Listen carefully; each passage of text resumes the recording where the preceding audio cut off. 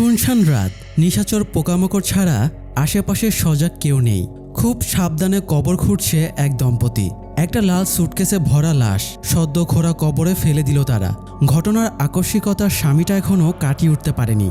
আর বাড়িতে লুকানো আছে সেই মৃত মানুষটার রেখে যাওয়া 10 কোটি টাকা। স্ত্রীর মনে ভয়, জানাজানি হলে তারা ফেঁসে যাবে মার্ডার কেসে। আবার এই বিশাল টাকার পেছনে যদি কোনো মাফিয়া টাফিয়া জড়িত থাকে তাহলে তাদেরও মৃত্যু নিশ্চিত। তাই দ্রুত মাটি ভরাট করতে তাড়া দিল সে। দুজনে মিলে মাটি দিয়ে গর্তটা ভরাট করে দিল। কিন্তু মাটি চাপা দিলে কি সত্যি লুকানো যায়? একদিকে লাশের ভয়, অন্যদিকে 10 কোটি টাকার লোভ। এই দম্পতির ভাগ্যে এখন কি লেখা আছে? তাদের এই সত্যি প্রকাশ পাবে কিনা সেটা সময়ই বলে দেবে। এমন অনাকাঙ্ক্ষিত বিপদ তারা কিভাবে সামলাবে জানতে হলে আসুন শুনে আসি ভাগ্যলক্ষ্মী সিনেমার গল্পটি। সত্য গাঙ্গুলি একটা সংবাদপত্রের রিপোর্টার। স্ত্রী কাবেরী একটা স্কুলে চাকরি করত। সম্ভবত চাকরিটা আর নেই। সত্যর স্যালারি খুব একটা বেশি না। সঞ্চয় যা ছিল ছেলেকে বাইরের স্কুলে ভর্তি করাতে গিয়েই সব শেষ। তার উপরে বইয়ের এটা সেটা আবদারে বিরক্তির শেষ নেই। তার চেয়েও বেশি বিরক্ত লাগে প্রতিদিন টোস্ট আর ডিম পোস্ট খেতে। খাবার নিয়ে অভিযোগ করলেই স্ত্রীর আবদার শুরু। বাড়িতে কাজের লোক নেই, টোস্টার নেই, ফ্যান নেই, এই নেই সে নেই। সাধারণ মধ্যবিত্ত হবার এই এক যন্ত্রণা। জীবনটা নেইয়ের ওপরেই কেটে যায়। কাবেরী সত্যকে বলে, 7 বছর ধরে চাকরি করছো, অফিসের বস দত্তবাবুকে বলো তোমার স্যালারিটা বাড়িয়ে দিতে। সত্য জানে তাদের পত্রিকার বর্তমান অবস্থা বেশ খারাপ যাচ্ছে। দত্তবাবুকে স্যালারি বাড়ানোর কথা বলে লাভ হবে না। তবুও সে অফিসে গিয়ে দত্তবাবুর সাথে দেখা করে। তবে সে কথাবার্তা শুরু করে একটা নিউজ নিয়ে। সত্য মিনিস্টার পার্থ চক্রবর্তীকে নিয়ে একটা নিউজ করতে চায়। পার্থ চক্রবর্তী হিরোইন ব্যবসার সাথে জড়িত। এই সত্যিটা সত্য সামনে আনতে চায়, কিন্তু দত্তবাবু জানিয়ে দেয় আইডিয়ালিজমের এই যুগে কোনো ভ্যালু নেই। এখন পত্রিকা চলে রাজনৈতিক ফান্ডে। তাই যখন যে ক্ষমতায় থাকবে তাকে তৈলমর্দন করতে হবে, না হলে টিকে থাকা যাবে না। দত্তবাবু রাজি না হওয়ায় এভিডেন্স এবং স্টোরি রেডি থাকার পরেও সত্য চুপ করে যায়। উঠে যাবার আগে সে সাহস করে নিজের স্যালারিটা বাড়ানোর ব্যাপারে বলেই ফেলে। কিন্তু দত্ত তাকে দু কথা শুনিয়ে দেয় আর বলে সে যেন স্যালারি বাড়ানোর কথা আর মুখে না আনে। আবার পার্থ চক্রবর্তীর কেসটাও মাথা থেকে ঝেড়ে ফেলতে বলে এবং কোনো এক মডেলের ব্যাপারে নিউজ করতে বলে। রাজনৈতিক প্রভাব যে শুধু পত্রিকাতেই থাকে তা কিন্তু না। প্রশাসন কি রাজনৈতিক প্রভাবমুক্ত? এই যেমন পুলিশ অফিসার অভিজিৎ রাস্তায় রেড দিয়ে জাম্বো নামের এক স্মাগলারকে গ্রেপ্তার করে। অভিজিতের কাছে ইনফরমেশন ছিল জাম্বো হিরোইন বিক্রির 20 কোটি টাকা নিয়ে ফিরছে। টাকাগুলো 10 কোটি করে দুটো সুটকেসে ভরা ছিল। কিন্তু জাম্বুর কাছ থেকে শুধু একটা সুটকেসই উদ্ধার করা যায়। বাকি 10 কোটির সুটকেসটা কোথায় সেটা জানার জন্য সে জাম্বুকে লকআপে এনে টর্চার শুরু করে। জাম্বু রানাদা নামের একজনের কথা বলে এগুলো তারই টাকা। তবে সে রানার ব্যাপারে বিস্তারিত আর কিছুই বলতে পারে না। কিন্তু অভিজিৎ নাছোড় বান্দা। সে জাম্বুকে টর্চারে রেখে কমিশনারের সাথে দেখা করতে যায়। কমিশনার বলে তারা তো অলরেডি 10 কোটি টাকা উদ্ধার করে ফেলেছে। এখন এই টাকাগুলো যাদের, ওরাও নিশ্চয়ই পদক্ষেপ নেবে।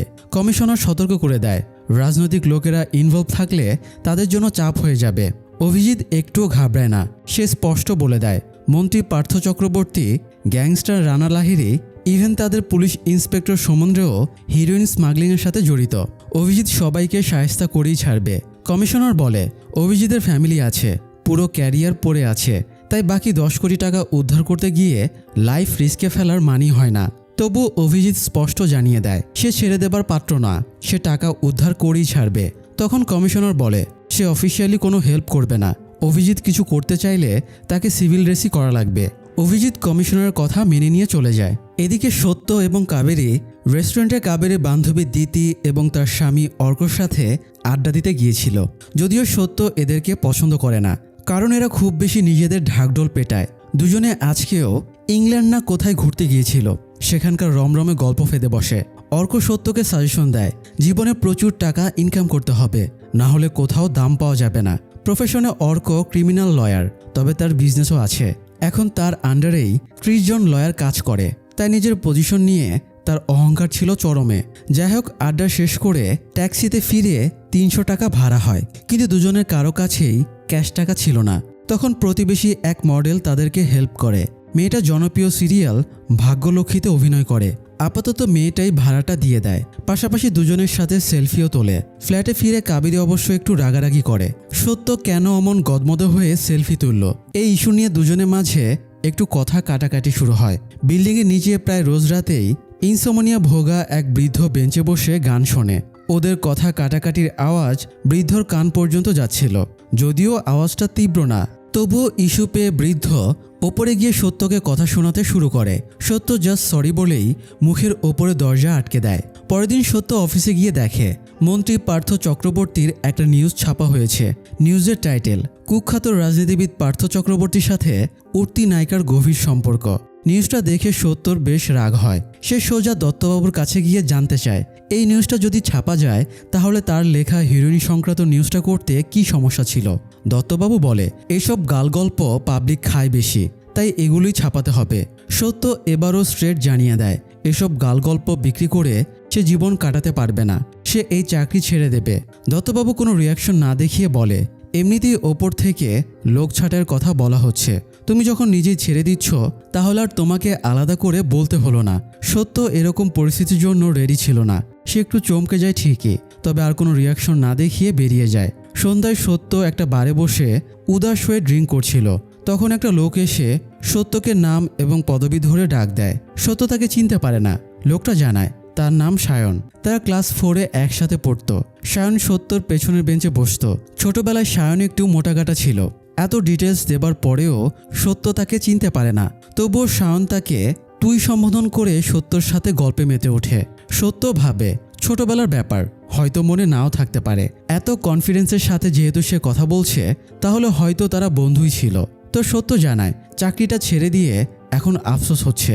তখন সায়ন বলে সে ব্যবসা করে, দেশে বিদেশে তার ব্যবসা ছড়ানো ছিটানো। গল্পের এক ফাঁকে সায়ন বলে দেয় আগামীকাল তার আমস্টারডামের ফ্লাইট, ভোরেই সে এয়ারপোর্টে চলে যাবে। তাই রাতটা সে সত্যর বাড়িতে থাকার কথা বলে। কথাটা বলার সময়ে সে একটা খোঁচাও মারে, বইয়ের পারমিশন নেওয়া লাগবে নাকি। সায়ন এমনভাবে কথাটা বলে সত্য আর না বলার সুযোগ পায় না, সোজা বাড়িতে নিয়ে যায়। যদিও এরকম ধূপ করে একজন মানুষকে বাড়িতে নিয়ে আসাটা কাবেরী পছন্দ করছিল না। তার উপরে আবার খাবার সময়ে সায়ন শুনিয়ে দেয় সত্য চাকরি ছেড়ে দিয়েছে। এটা শোনার পরে কাবেরীর মেজাজ আরও খারাপ হয়ে যায়। খাওয়া শেষে সায়নকে সত্যর ছেলে রমিতের রুমে থাকতে দেওয়া হয়। নিজেদের রুমে ফিরে গিয়ে কাবেরী সত্যের সাথে ঝগড়া শুরু করে দেয়। প্রথম ইস্যু চাকরি ছেড়ে দেওয়া, দ্বিতীয় ইস্যু অচেনা একজনকে বাড়িতে নিয়ে আসা। ঝগড়ার পর্ব শেষ করে দুজন ঘুমিয়ে যায়। কাবেরীর ঘুম ভাঙে ধপ করে কিছু একটা পড়ার আওয়াজ শোনে। সে সত্যকে ডেকে বলে ওর বন্ধু হয়তো পড়ে টরে গেছে। সত্য উঠতে না চাইলেও তাকে জোর করে তুলে সায়নের রুমে গিয়ে দেখে সায়ন বিছানায় নেই। এরপরে তারা বাথরুমে ঢুকে দেখে সায়ন মেঝেতে পড়ে আছে, তার মুখ দিয়ে ফেনা বের হচ্ছে। সত্য সায়নকে ডাকাডাকি করে কিন্তু সে রেসপন্স করে না। ব্রিথিং চেক করে দেখে সায়ন শ্বাসও নিচ্ছে না, অর্থাৎ সে মারা গেছে। সায়নের বডির পাশে তারা ড্রাগও খুঁজে পায়। এতে বুঝে যায় সায়ন হিরোইনের ওভারডোজে মারা গেছে। কাবেরী পুলিশকে ফোন করতে বলে এবং অ্যাম্বুলেন্স ডাকতে বলে, তবে সত্য ঠিক সাহস পাচ্ছিল না। দুজনে মিলে সায়নের বডিটা বের করে এনে কিচেনের দেয়ালের সাথে ঠেস দিয়ে বসিয়ে রাখে। এরপরে দুজনে পাশের রুমে গিয়ে দুজনে ভেতরে কে পুলিশকে ফোন দেবে তাই নিয়ে কথা কাটাকাটি করছিল। এ সময় আরেকটা অঘটন ঘটে যায়। কিচেনে তরকারি কাটার বাটিটা খাড়া করে রাখা ছিল এবং সেটা সায়নের বডির পাশে ছিল। সায়ন দেয়াল থেকে কাত হয়ে পড়ে যায় আর পরে তো পড়ে সোজা বটির ওপরে। ফলে এবার রক্তারক্তির ব্যাপার হয়ে যায়। হিরোইনের ওভারডোজে মরা আলাদা ব্যাপার ছিল, কিন্তু এখন আবার ধারালো বটির আঘাতে আহত হওয়া, এই ব্যাপারটা অন্যরকম হয়ে গেল। সত্য আর কাবেরী সায়নের ব্যাগ চেক করতে শুরু করে ব্যাগে আইডি কার্ড বা বাড়ির ফোন নম্বর আছে কিনা। সায়নের দুটো ব্যাগ ছিল, একটা কাঁধে ঝোলানো হ্যান্ডব্যাগ, অন্যটা একটা সুটকেস। তারা হ্যান্ডব্যাগে কিছু না পেয়ে ভাবে হয়তো সুটকেসে কিছু আছে। এই বলে তারা সুটকেস খুলেই হতভম্ব হয়ে যায়। পুরো সুটকেস ভর্তি টাকার বান্ডেল। কাবেরী এবার আরও ঘাবড়ে যায় এবং পুলিশ ডাকতে বলে, কিন্তু সত্য জানায় পুলিশ তাদের কথা বিশ্বাস করবে না। তারা যতই সত্যি বলুক না কেন এখানে যে গোজামিল হয়ে গেছে তাতে পুলিশ তাদেরকেই ব্লেম করবে। এছাড়া তদন্ত বারবার জিজ্ঞাসাবাদের প্যারা তো আছে। তাছাড়া ওর নাম আসলেই সায়ন কি না এটাও তারা শিওর না, কারণ তার কাছে কোনো আইডি ডিটেলস পাওয়া যায়নি। আবার ওর কাছে এত পরিমাণ ক্যাশ টাকা, কে জানে ও কোন ঝামেলায় ফেসে আছে। কাবেরী বলে ওরা সুটকেসের ভেতরে ডেড বডিটা ভরে ফেলে দেবে। তবে সত্য কেউ দেখে ফেলার ভয় পাচ্ছিল। সাধারণ মধ্যবিত্ত বাঙালিদের এই এক সমস্যা, প্রতিটা ব্যাপারেই লোকে দেখে ফেলবে এবং লোকে কি বলবে, এই দুটো ইস্যুর ভয়ে তারা কোনো পদক্ষেপই নিতে পারে না। লাস্টার এখন কি করবে এই নিয়ে দুজনে তর্কাতর্কি শুরু করে। এদিকে গ্যাংস্টার রানা লাহিড়ী তার পোষা ইন্সপেক্টর সোমেন্দ্রকে ডেকে বলে জাম্বু পুলিশের কাস্টাডিতে আছে এবং অভিজিৎ খুব বেশি বাড়াবাড়ি করছে, তাই সোমেন্দ্র যেন ব্যাপারটা সামলায়। এরপরে জানতে চেয়ে বলে জাম্বু কখনো একা সব মাল বহন করতো না। পুলিশ তার কাছ থেকে 10 কোটি টাকার স্যুটকেস উদ্ধার করেছে। বাকি 10 কোটি টাকার স্যুটকেস জাম্বু কাকে দিয়েছিল সেটা সোমেন্দ্রর কাছে জানতে চায়। তবে সোমেন্দ্রর কাছে এখনও এই ব্যাপারে কোনো ইনফরমেশন নেই। তাই রানা তার অ্যাসিস্ট্যান্ট শিবানীকে সোমেন্দ্রর একটু সেবা করতে বলে। শিবানী সেবার নামে সোমেন্দ্রর হাতে একটা ছোরা ঢুকিয়ে দেয়, মানে এটা সোমেন্দ্রর শাস্তি আর কি। শাস্তির পরে সোমেন্দ্রকে বাকি 10 কোটি টাকার স্যুটকেসটা উদ্ধারের নির্দেশ দেয়। এরপরে রানা মন্ত্রী পার্থর সাথে দেখা করে। পার্থকেও সে কড়াভাবে বলে দেয় সে যেন নিজেদের লোক লাগিয়ে 10 কোটির স্যুটকেসটা উদ্ধার করে। অন্যদিকে সোমেন্দ্রর সাথে অভিজিতের দেখা হয়ে যায়। অভিজিৎ তো আগে থেকেই জানে সোমেন্দ্র রানা এবং পার্থর হয়ে কাজ করে, তাই সে আকার ইঙ্গিতে সোমেন্দ্রকে সতর্ক করে দেয় আর বলে এবার যদি সে সোমেন্দ্রর উল্টাপাল্টা কিছু দেখে তাহলে ডিরেক্ট লকআপে ঢুকিয়ে দেবে। যাই হোক, সত্য আর কাবেরী শেষ পর্যন্ত লাশটাকে গুম করার সিদ্ধান্ত নেয়। তারা লাশটা ড্রয়িং রুম পর্যন্ত টেনে নিয়ে যায় এবং রক্ত মুছতে শুরু করে। সত্য একটা ভুল করে ফেলে। রক্ত মোছার পরে সে তেনাটা বারান্দায় গিয়ে পানিটা চিপে ফেলে মেলে দিয়ে রেখে দেয়। তেনা চিপার সময় কয়েক ফোঁটা রক্তমেশা পানি নিচে বসে থাকা সেই খিটখিটে বৃদ্ধের গায়ে পড়ে। বৃদ্ধ ভাবে সত্য তার গায়ে পানির পিক ফেলেছে। বৃদ্ধ আবার একটা ইস্যু পেয়ে ফ্ল্যাটে উঠে আসে এবং কলিং বেল চাপে। সত্য সামান্য দরজা ফাঁকা করলেই বৃদ্ধ বকাঝকা শুরু করে, এই মাঝরাতে কেউ পানের পিক ফেলে? সত্য জাস্ট একটা সরি বলে দরজা বন্ধ করে দেয়। সত্যর গায়েও ছিটে ফোটা রক্ত লেগেছিল, তাই বৃদ্ধ ভাবে ওরা হয়তো হোলি খেলছে। তাই আপন মনে বিড়বিড় করে বলে এই জেনারেশনটা নষ্ট হয়ে গেছে, এই গরমের সময়ে মাঝরাতে হোলি খেলছে, ছি। কথাগুলো বলতে বলতে বৃদ্ধ চলে যায়। সত্য আর কাবেরী স্যুটকেসের টাকাগুলো একটা পুরনো টিনের ট্রাঙ্কে ভরে রাখে। এরপরে সায়নের লাশটা পলিথিনে মুড়িয়ে স্যুটকেসে ঢুকিয়ে দেয়। এবার স্যুটকেসটা ভোর হবার আগে এবং প্রতিবেশীরা জেগে ওঠার আগেই সরিয়ে ফেলতে হবে। এই জন্য তারা ড্রেস চেঞ্জ করে স্যুটকেস নিয়ে সাবধানে নিচে নেমে আসে। কিন্তু বাইরে তখন ভাগ্যলক্ষ্মী সিরিয়ালের অভিনেত্রী গার্গী কাজ শেষ করে ফিরে এসে তার বয়ফ্রেন্ডের সাথে গল্প করছিল। কাবেরী বলে সে গার্গীর মাইন্ড ডিস্ট্র্যাক্ট করে রাখবে। এই সুযোগে সত্য স্যুটকেসটা গাড়িতে তুলে ফেলবে। তাদের একটা পুরনো গাড়ি আছে, খরচ চালাতে পারে না বলে সেটা সবসময় পড়ে থাকে। তো ওরা বের হতে গিয়েই গার্গীর সাথে দেখা হয়ে যায়। গার্গী স্যুটকেসের ব্যাপারে জিজ্ঞেস করলে কাবেরী জানায় তার দাদা বিদেশে যাচ্ছে, তাই এয়ারপোর্টে স্যুটকেসটা পৌঁছে দিতে যাচ্ছে। যাবার আগে গার্গী তার ফ্ল্যাটে 1 কাপ চা খেয়ে যেতে বললে কাবেরী তার সাথে ভেতরে চলে যায়। আর সত্য ততক্ষণে লাশটা গাড়ির ডিকিতে ঢুকিয়ে নেয়। যদিও গাড়িটার অবস্থা বেশ কাহিল, তারপরেও তারা বেশ ভালোভাবেই যাচ্ছিল।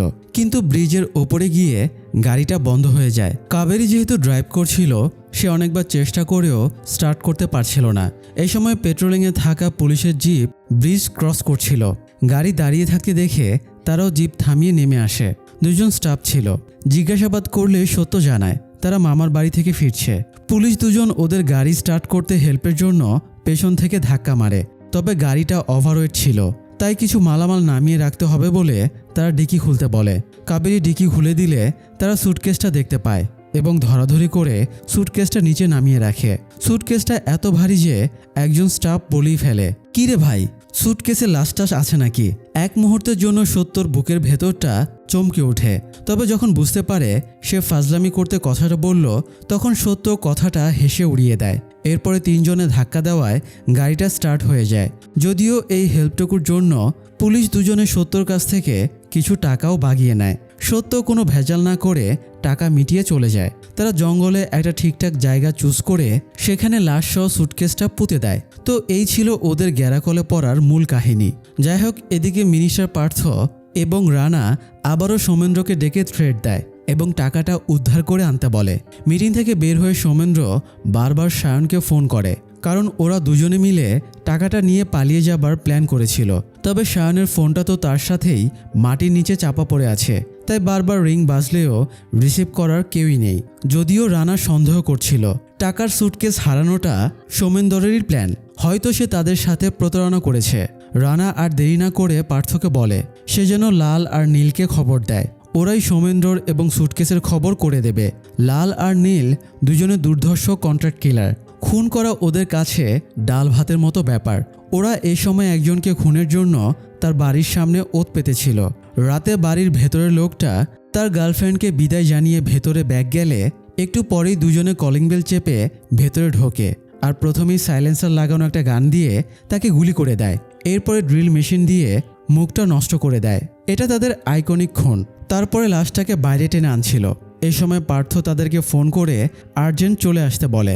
লাল নীল এলে পার্থ তাদেরকে আপাতত সৌমেন্দ্রর ওপরে নজরদারি করতে বলে। তার গতিবিধি দেখলেই বোঝা যাবে সে কি লুকাতে চাইছে। লাল নীল সৌমেন্দ্রকে ফলো শুরু করে। সৌমেন্দ্র বিভিন্ন বারে শায়নকে খুঁজে বেড়াচ্ছিল। অবশ্য অভিজিতের টিম আবার ততক্ষণে শায়নের ডেড বডি খুঁজে পেয়েছিল। শায়নের লাশটা অনেকটাই পচে পোকা লেগে গিয়েছিল। সৌমেন্দ্রর কাছে সেই আপডেট ছিল না। সে শায়নকে খুঁজতে খুঁজতে ঠিক 70 ফ্ল্যাটে পৌঁছে যায়। তবে লাল নীলও পেছনে পেছনে সেখানে ঢুকে পড়ে, কারণ স্পষ্টতই তাদের সৌমেন্দ্রকে সন্দেহ হচ্ছিল। তিনজনে মুখোমুখি হলে সৌমেন্দ্র জানায় সে শায়নকে খুঁজতে এসেছে, কিন্তু সৌমেন্দ্র পার্থ এবং রানার সামনে বলেছিল সে টাকার ব্যাপারে কিছুই জানে না। কথার গরমিলের জন্য ওরা সৌমেন্দ্রকে মেরে ফেলে আর 70 ফ্ল্যাটে ফেলে রেখেই চলে যায়। যদিও ওই সময়ে সত্য এবং কাবেরী বাড়িতে ছিল না, ওরা শপিং করতে গিয়েছিল। বাড়ি ফিরে লাশ দেখেই দুজনে চমকে যায়। তার উপরে আবার এই লাশের গায়ে পুলিশের ইউনিফর্ম পরা। তাদের হাতে তো আর উপায় নেই। এবারও তারা লাশটার আগের বারের মতোই গতি করতে চাইছিল। তবে সত্য লাশটাকে অন্যভাবে গুম করতে চাইছিল, কারণ বারবার বড় ব্যাগে করে লাশ নিয়ে গেলে তারা মানুষের চোখে পড়ে যাবে। তাই সত্য ইন্টারনেট থেকে লাশ কাটার ভিডিও দেখে নেয়। তারপর রেডি হয়ে লাশে একটা কোপ দিতেই কিছু রক্ত তার মুখে এসে ছিটকে পড়ে। সাথে সাথেই সত্য অজ্ঞান হয়ে যায়। কাবেরী পানি টানি ছিটিয়ে তার জ্ঞান ফেরায়, কিন্তু এখন তো হাহুতাশের সময় নেই। তাই শান্ত হয়ে সত্য আবারও লাশ কুপিয়ে ছোট ছোট পিস করতে থাকে। পিস করার সময়ে একটা পিস বারান্দা দিয়ে ছুটে গিয়ে নিচে বসে থাকা খিটখিটে বৃদ্ধের কাঁধে এসে পড়ে। বৃদ্ধ ক্যাচাল লাগানোর আবারও একটা ইস্যু পেয়ে যায়। তাই মাংসের টুকরোটা নিয়ে সে সত্যর ফ্ল্যাটে গিয়ে কলিং বেল চাপতেই সত্য বরাবরের মতো দরজার সামান্য ফাঁকা করে। তখন বৃদ্ধ বকাঝকা শুরু করে, তোমাদের কাণ্ডজ্ঞান নেই? এই মাঝরাতে মদ খেয়ে কেউ মাংস রান্না করে, তাও আবার এমনভাবে কাটছ আমার ঘাড়ে এসে পড়েছে। এরকম চলতে থাকলে কিন্তু আমি পুলিশকে অভিযোগ দেব। সত্য সরি বলে মাংসের টুকরোটা নিয়ে দরজা বন্ধ করে দেয়। এদিকে সৌমেন্দ্রকে হত্যার জন্য রানা লাল আর নীলকে একটু বকাঝকা করে। লাল নীল জানায় সে তো শুধু নজর রাখতে বলেছিল, খুন করতে তো বলেনি। লাল নীল জানায় সৌমেন্দ্র কোনো শায়নকে খুঁজছিল। রানা জানায় আজ শায়নের লাশ পাওয়া গেছে। এরপরে রানা জানতে চায় সৌমেন্দ্র কার বাড়িতে শায়নের খোঁজে ঢুকেছিল। ওরা সত্যর নামটা বলে দেয়। তখন রানা ওদেরকে সত্যর খোঁজ নিতে বলে এবং শায়নের সাথে সত্যর কী সম্পর্ক সেটা খতিয়ে দেখতে বলে। অন্যদিকে অভিজিতও জেনে যায় শায়নের লাস্ট লোকেশন ছিল সত্যর বাড়ি। শুধু তাই না, সে সোর্সের মাধ্যমে এটাও জেনে যায় সৌমেন্দ্র এবং লাল নীলও সত্যর বাড়িতে ঢুকেছিল। তাই অভিজিৎ প্রায় মাঝরাতেই সত্যর বাড়িতে চলে যায়। সত্য আর কাবেরী অবশ্য ততক্ষণে সৌমেন্দ্রর লাশটা পিস পিস করে একটা বড় টেডি বিয়ারের ভেতরে ঢুকিয়ে ফেলেছিল আর রক্ত মুছে পরিষ্কার করে ফেলেছিল। তো অভিজিৎ এসে চারজনের ব্যাপারেই জিজ্ঞাসাবাদ করে। তবে সত্য আর কাবেরী সব অস্বীকার করে এবং এতটাই শান্তভাবে হ্যান্ডেল করে যেন কিছুই ঘটেনি। অভিজিৎ বাড়ির ভেতরটা চেক করে এবং কোনো ক্লু না পেয়ে বেরিয়ে যায়। যদিও তার মনের মধ্যে একটু খুঁতখুঁতানি থেকেই যায়। জাস্ট এভিডেন্স না থাকায় কিছু করতে পারে না। তার উপরে আবার দুজনে এত ভালো অ্যাক্টিং করছিল, তাই অভিজিৎ কিছু বলার সুযোগই পায় না। অভিজিৎ বেরিয়ে যাবার পরে সত্য আর কাবেরী টেডি বিয়ারটাকে বস্তার ভেতরে করে টেনে বাইরে নিয়ে আসে। তারপরে গাড়িতে করে ময়লার ভাগাড়ে ফেলে আসে। বাড়ি ফিরে দুজনেরই দুশ্চিন্তা হচ্ছিল। পুলিশ অলরেডি তাদের বাড়ি পর্যন্ত চলে এসেছে, মানে আজ না হোক কাল তারা নিশ্চয়ই ধরা পড়ে যাবে। তারা কি করবে বুঝে উঠতে পারছিল না। এদিকে রানা পার্থকে ইনডিরেক্টলি থ্রেট দেয়।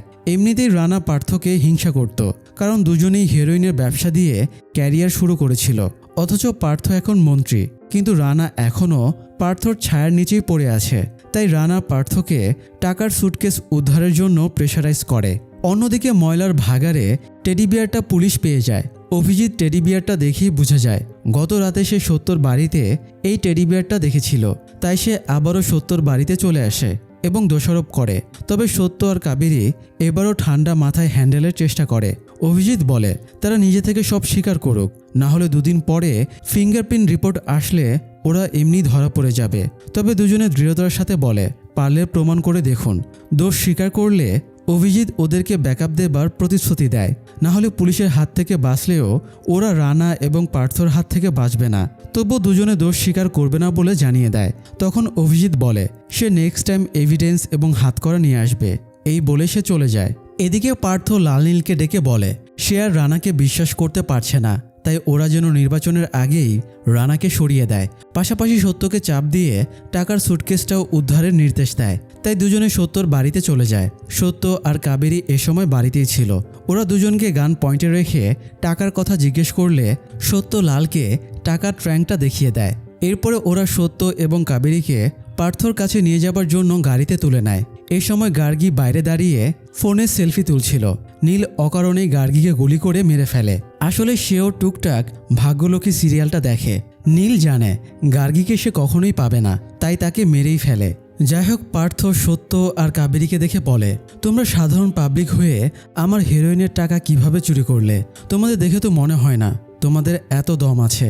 সত্য মুখের ওপরে বলে দেয় আপনাকে দেখেও তো মনে হয় না আপনি হিরোইনের ব্যবসা করেন। আপনাকে তো আমরা বিশ্বাস করে ভোট দিয়েছিলাম। সত্যর কথাটা পার্থর ভালো লাগে না, তাই সে নীলকে নির্দেশ দেয় সত্যর মুখটা বন্ধ করে দিতে। তবে এরই মধ্যে সেখানে রানা চলে আসে। পার্থ রানাকে সত্য, কাবেরী এবং টাকার ব্যাপারে কিছু জানায়নি, তাই রানা ধরেই নিয়েছে পার্থ তাকে ঠকিয়ে সব টাকা একাই বাগিয়ে নিতে চাইছে। দুজনের মাঝে তর্কাতর্কি শুরু হলে এক পর্যায়ে পার্থ লালকে নির্দেশ দেয় রানাকে মেরে ফেলতে। তবে পার্থর মতো রানাও সেম ষড়যন্ত্র করে রেখেছিল এবং লালকে হায়ার করে রেখেছিল। তাই রানার নির্দেশ দিতেই লাল পিস্তলটা পার্থর দিকে ঘুরিয়ে দেয়। ঠিক এ সময় আবার অভিজিৎ সেখানে চলে আসে এবং সবাইকে সারেন্ডার করতে বলে। রানা অভিজিৎকে তাদের দলে টানতে চায়, তবে অভিজিৎ সৎ অফিসার, সে শোনে না, উল্টো পার্থকে গুলি চালিয়ে দেয়। সাথে সাথেই রানা অভিজিৎকে গুলি চালিয়ে দেয়। নীল গুলি চালায় রানার অ্যাসিস্ট্যান্ট শিবানীকে, আর লাল গুলি চালায় রানাকে। শেষে লাল আর নীলই শুধু টিকে থাকে। নীল লালকে বলে ওরা সত্য আর কাবেরীকে মেরে টাকার ট্র্যাঙ্ক নিয়ে বেরিয়ে যাবে, কিন্তু লাল এ সময় পোল্টি নেয় এবং নীলকে মেরে ফেলে। এরপরে সে সত্য এবং কাবেরীকেও গুলি চালাতো, তবে লাস্ট মুহূর্তে অভিজিৎ মাথা তুলে লালকে গুলি করে দেয়। এতে সবাই মরে গিয়ে জাস্ট সত্য আর কাবেরী বেঁচে যায়। তার একটা ছুরি দিয়ে হাতের বাঁধন কেটে ফেলে। লাল তখনও বেঁচে ছিল। সে আবারও সত্যকে গুলির চেষ্টা করলে সত্যই তাকে গুলি করে মেরে দেয়। এরপরে সেখান থেকে চলে আসে। এরপরে কেটে গেল বেশ কিছুদিন। সেই ভয়াল রাতের স্মৃতি ধীরে ধীরে মিলিয়ে যাচ্ছে, কিন্তু সত্য গাঙ্গুলির মনে সেই ঘটনা আজও জীবন্ত। একদিন সে বসে কলম হাতে নিজের চোখে দেখা সে ভয়ঙ্কর গল্পটা লিখে ফেলল একটা ওয়েব সিরিজ আকারে। তারপর স্ক্রিপ্ট নিয়ে হাজির হলো এক নামকরা প্রোডাকশন হাউসে। প্রডিউসার স্ক্রিপ্ট পড়ে মুগ্ধ। এমন থ্রিলার অনেকদিন পড়েনি সে। কিন্তু সত্য একটা কাজ করলো, তার ওয়েব সিরিজের শেষে লিখে দিল দম্পতি টাকার ট্র্যাঙ্ক ফেলে রেখেই পালিয়ে গিয়েছিল। আসল সত্যিটা সেটা সে চেপে গেল। পুলিশ ক্রাইম স্পট থেকে ট্র্যাঙ্কটা উদ্ধার করেছিল ঠিকই, কিন্তু ভেতরে একটাও টাকা ছিল না। কয়েকদিন পর সত্য আর কাবেরী চুপচাপ এলাকা ছেড়ে দিল। তারা সব মাল সামানা গুছিয়ে অন্যত্র চলে যায়। অন্যান্য জিনিসের সাথে ট্যাক্সির ছাদে একটা পুরনো ট্র্যাঙ্ক বাঁধা থাকে। ট্যাক্সি চলতে শুরু করলো নতুন ঠিকানার দিকে, নতুন জীবনের দিকে। এবার আপনিই বলুন তো ওই পুরনো ট্র্যাঙ্কের ভেতরে ঠিক কি আছে? সেদিনে সেই ভীতু কাপা হাতের সত্য আর কাবেরী আজ কোটিপতি। ভাগ্য কখন কাকে কোথায় নিয়ে যায় কেউ বলতে পারে না। কেউ হারায় প্রাণ, মন্ত্রী Partha Chakraborty, gangster Rana Lahiri, inspector Somendra, contract killer Lal আর নীল, সবাই নিজের নিজের লোভের আগুনে পুড়ে ছাই হয়ে গেল।